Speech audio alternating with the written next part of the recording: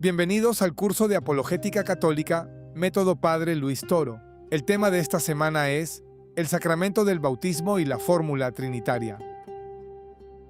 Gran parte de las sectas protestantes afirman que el bautismo es únicamente para arrepentimiento y perdón de los pecados, basándose en el Evangelio de Mateo, capítulo 3, versículo 1 en adelante. Predican en realidad el bautismo de Juan el Bautista, sin darse cuenta de que Jesucristo trajo un bautismo propio, mucho más rico y con promesas mucho mayores. En este tema, descubriremos todo lo que verdaderamente nos ofrece el sacramento del bautismo instituido por Cristo. Veamos primero qué enseñan los hermanos separados. Ellos sostienen que el bautismo católico no es válido por dos razones: porque bautizan niños y porque, según ellos, el bautismo es solo para adultos, ya que Jesús se bautizó a los 30 años, según el Evangelio de Mateo, capítulo 3, versículo 13. Añaden que la Iglesia Católica se equivoca al bautizar con la fórmula trinitaria, es decir, en el nombre del Padre, del Hijo y del Espíritu Santo, pues según ellos, los Hechos de los Apóstoles, capítulo 2, versículo 38, enseña que hay que bautizar únicamente en el nombre de Jesús. También afirman que el verdadero bautismo consiste en sumergirse completamente en agua, y no en un simple derramamiento, por lo cual muchos vuelven a bautizarse por segunda vez. Ahora bien, respondamos cada uno de estos puntos con la Biblia en la mano. ¿Es cierto que nuestros hermanos separados enseñan que el bautismo es únicamente para arrepentimiento, conversión y perdón de los pecados, apoyándose en el pasaje de Mateo, capítulo 3, versículo 1? Sin embargo, ellos solamente predican el bautismo de Juan, el cual, según los Hechos de los Apóstoles, capítulo 19, versículo 4, en efecto era solo para arrepentimiento, pero Jesucristo trajo su propio bautismo, según el Evangelio de Juan, capítulo 1, versículo 33, un bautismo que sustituye la antigua circuncisión y que ofrece beneficios muchísimo más grandes. Repasemos, según las Escrituras, todos los beneficios que ofrece el verdadero bautismo de Cristo. Es un bautismo con fuego que nos da el Espíritu Santo, según el Evangelio de Lucas, capítulo 3, versículo 16, y el Evangelio de Mateo, capítulo 3, versículo 11. Nos une a Cristo en un solo cuerpo, según la primera carta a los Corintios, capítulos 12 y 13, y los Hechos de los Apóstoles, capítulo 2, versículo 41. Es para el perdón de los pecados, según Mateo, capítulo 3, versículo 6. El bautismo salva, según la primera carta de Pedro, capítulo 3, versículos 19 y 21. El Evangelio de Marcos, capítulo 16, versículos 15 y 16. Y los Hechos de los Apóstoles, capítulo 2, versículo 38. Nos reviste de Cristo y nos hace herederos de la vida eterna, según la carta a los Gálatas, capítulo 3, versículo 27. Con el bautismo pasamos a ser cristianos, según el mismo capítulo, versículos 26 y 27. Es para todos, grandes y pequeños, según la primera carta a los Corintios, capítulo 10, versículo 1. En el bautismo actúa también la Santísima Trinidad, según Mateo, capítulo 3, versículos 16 y 17. Es un llamado y un plan de Dios, según el Evangelio de Lucas, capítulo 7, versículo 30. Se abren los cielos, según Mateo capítulo 3, versículo 16. Pasamos a ser hijos de Dios, según el mismo capítulo, versículo 17. Nacemos de nuevo y es la llave para entrar al reino de los cielos, según el Evangelio de Juan, capítulo 3, versículo 5. Y finalmente, nos convierte en instrumentos para predicar la buena nueva, según los Hechos de los Apóstoles, capítulo 19, versículos 5 y 6. Cuando los hermanos separados se oponen al bautismo de los niños, les están privando de todos estos beneficios extraordinarios. Sobre la objeción de que hay que bautizarse de adulto como lo hizo Jesús, la respuesta es sencilla. Cuando Jesús era niño, el sacramento del bautismo todavía no existía. Juan el Bautista, quien debía bautizarlo, era apenas 6 meses mayor que él, y un bebé de pocos meses no puede bautizar a otro bebé de 8 días de nacido. En aquel tiempo solo existía la circuncisión, que San Pablo, en la carta a los Colosenses, capítulo 2, versículos 11 y 12, llama precisamente la nueva circuncisión. Y si insistimos en que hay que imitar literalmente a Jesús en todo, habría que preguntar también, Si Jesús nunca se casó, ¿por qué se casan los pastores protestantes? Si Jesús se bautizó en el río Jordán, ¿por qué ellos no se bautizan también allí? Se trata de un argumento que solo utilizan cuando les conviene. En el Evangelio de Mateo, capítulo 3, versículos 13 al 15, Juan el Bautista intenta disuadir a Jesús de bautizarse, sabiendo que él no tenía pecado. Jesús le responde: «Deja ahora, porque así conviene que cumplamos toda justicia». Es decir, deja que se cumpla la voluntad de Dios. Esto nos enseña una gran verdad teológica. El bautismo no es solamente para el perdón de los pecados, sino para cumplir un plan mayor de Dios, válido para todos, tengan pecado o no, como en el caso de los niños. Ahora abordemos el punto central de este tema. ¿Es correcto bautizar con la fórmula trinitaria, en el nombre del Padre, del Hijo y del Espíritu Santo? La respuesta es un sí rotundo, y la propia Escritura lo confirma. La primera carta de Juan, capítulo 5, versículo 7, dice con toda claridad: «Porque tres son los que dan testimonio en el cielo, el Padre, el Verbo, que es el Hijo, y el Espíritu Santo, y estos tres son uno». Precisamente porque Padre, Hijo y Espíritu Santo son un solo Dios, Jesús ordenó bautizar mencionando a las tres personas divinas, según el Evangelio de Mateo, capítulo 28, versículo 19. En el propio bautismo de Jesús en el río Jordán estuvieron presentes las tres personas, el Hijo siendo bautizado, el Espíritu Santo descendiendo como paloma y la voz del Padre que se escuchó desde el cielo. Esa misma escena confirma por qué la fórmula trinitaria es la correcta. Una de las razones por las cuales algunos hermanos separados se confunden en este punto radica en tomar la expresión bautizar en el nombre de Jesucristo, que aparece en los Hechos de los Apóstoles, capítulo 2, versículo 38, y en pasajes similares, como si dijera bautizar con el nombre de Jesucristo.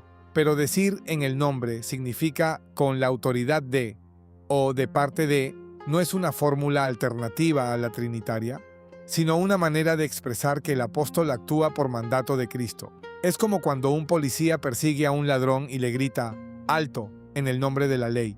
Eso no significa que exista una sola ley aislada, sino que actúa con toda la autoridad legal que existe detrás de esa expresión. De la misma manera, bautizar en el nombre de Jesucristo significa bautizar tal como Cristo mismo lo mandó en Mateo, capítulo 28, versículo 19, es decir, con la fórmula trinitaria completa. El Evangelio de Marcos, capítulo 16, versículo 17, confirma esta misma lógica. Jesús dice que sus discípulos expulsarán demonios en mi nombre, y no dijo que debían repetir solamente la palabra Jesús una y otra vez para lograrlo. De hecho, los Hechos de los Apóstoles, capítulo 19, versículo 13, narran el caso de unos exorcistas que intentaron expulsar un demonio invocando solamente el nombre de Jesús, sin ninguna autoridad real, y el espíritu maligno los golpeó y los dejó heridos y desnudos. Invocar un nombre sin la autoridad y la fórmula correctas no es suficiente. Es importante también aclarar algo que muchas personas desconocen. No todas las sectas protestantes que existen en el mundo son trinitarias. Existe un grupo específico conocido como los Pentecostales Unidos o Pentecostales Unicitarios, quienes rechazan abiertamente la doctrina de la Santísima Trinidad, enseñando en su lugar que Dios es una sola persona que se manifiesta de tres formas distintas, y por eso insisten en bautizar únicamente pronunciando el nombre de Jesús, negando la fórmula trinitaria por completo. Esta es precisamente la doctrina que estamos refutando en este tema. Detengámonos un momento en otra confusión muy común, el pasaje del Evangelio de Marcos, capítulo 16, versículo 16, que dice: «El que creyere y fuere bautizado será salvo, mas el que no creyere será condenado». Algunos hermanos separados usan esta cita para enseñar que primero hay que crecer, luego creer, y solo después bautizarse, excluyendo así a los niños. Pero debemos recordar que San Marcos escribió su evangelio dirigido a los paganos, personas que habían crecido adorando ídolos y que necesitaban primero una catequesis profunda antes de bautizarse. En cambio, San Mateo, en el capítulo 28, versículos 19 y 20, escribió para judíos ya convertidos, que desde niños conocían al único Dios verdadero, y por eso su evangelio no pone ninguna excepción de edad al momento de bautizar.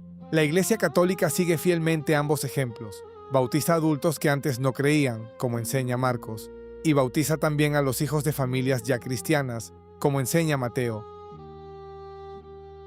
Profundicemos ahora en por qué el agua del bautismo es también símbolo de muerte y de vida nueva. En el Evangelio de Marcos, capítulo 10, versículos del 35 al 40, dos discípulos, Santiago y Juan, le piden a Jesús sentarse a su derecha y a su izquierda en su gloria. Jesús les responde con una pregunta reveladora: ¿podéis beber del vaso que yo bebo? ¿O ser bautizados con el bautismo con que yo soy bautizado? Aquí Jesús no se refiere al bautismo de agua que ya había recibido en el río Jordán, sino a otro bautismo simbólico, su propia pasión, muerte y sepultura, de la cual resucitaría al tercer día. Esto nos ayuda a comprender lo que enseña el Evangelio de Juan, capítulo 3, versículos 3 al 5. Con el bautismo morimos al hombre viejo, al pecado, y nacemos de nuevo en el Espíritu. Nos unimos místicamente a la muerte y resurrección de Cristo. Vale la pena también comprender la relación entre la antigua circuncisión y el nuevo bautismo.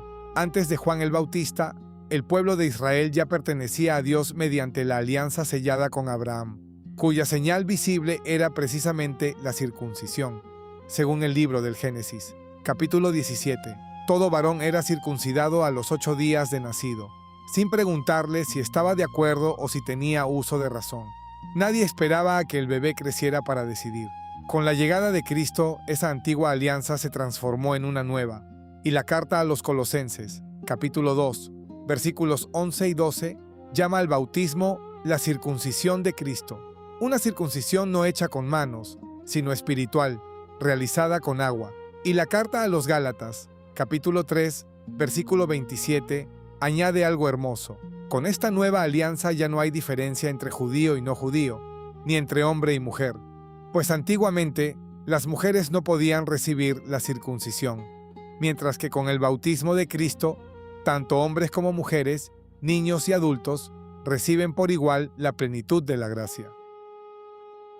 Otra pregunta interesante que ayuda a comprender el bautismo como símbolo, y no necesariamente como inmersión total obligatoria, es la siguiente: ¿cómo bautizaban los discípulos en zonas de Jerusalén y sus alrededores donde no existía ningún río cercano? En Israel solo existían 3 cuerpos de agua de difícil acceso: el mar de Galilea, el mar Muerto y el río Jordán.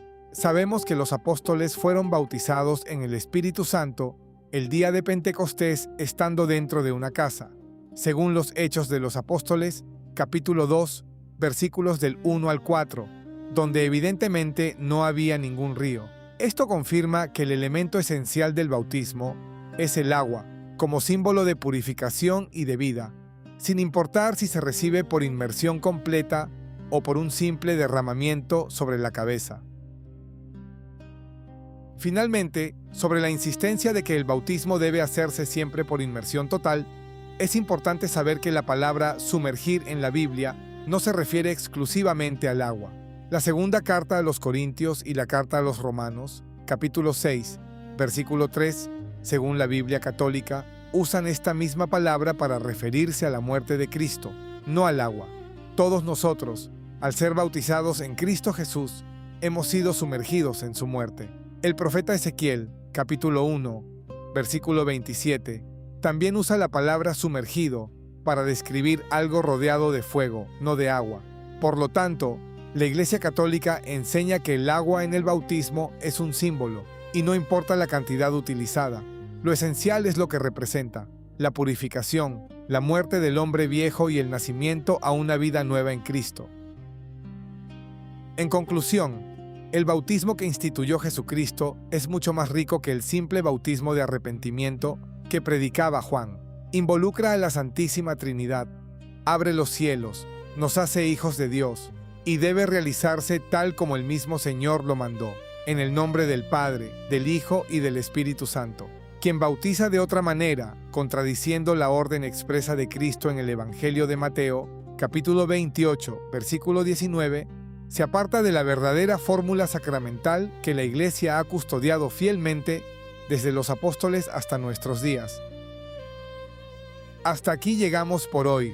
Te esperamos en el siguiente tema. Que Dios te bendiga. Paz y bien.